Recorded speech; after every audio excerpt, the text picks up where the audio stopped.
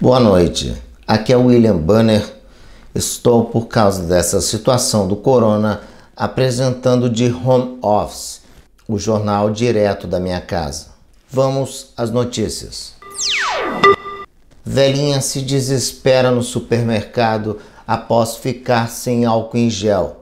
A velhinha teria ficado sem o produto, pois supostamente alguém ligado e a mando de Bolsonaro levou o último frasco.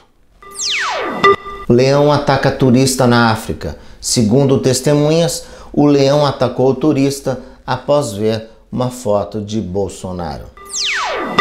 Após o presidente Jair Bolsonaro aparecer com o dedo no nariz, dólar dispara, a gasolina sobe e a bolsa de valores despenca em queda recorde.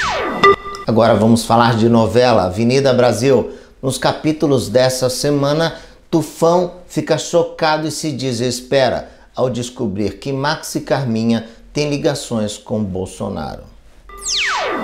Um homem foi preso esta manhã na padaria ao roubar um pão de queijo. Segundo testemunhas, este homem era parente de um amigo que era cunhado de um vizinho que na terceira série estudou ao lado de Jair Bolsonaro.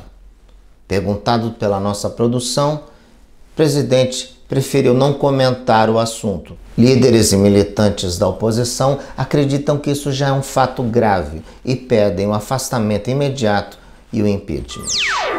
Panelaço contra o presidente Jair Bolsonaro acontece por todo o país.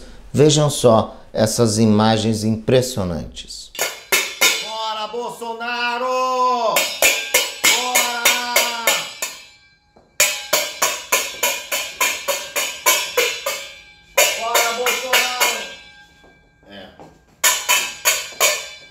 Também tiveram manifestações a favor, mas em número bem menor. Infelizmente, não temos as imagens. Agora vamos às informações do coronavírus. Segundo as últimas informações atualizadas, parece que o coronavírus contraiu o Bolsonaro.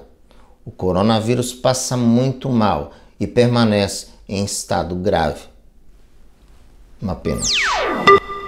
Bom, terminamos o jornal, ficamos por aqui. Uma boa noite.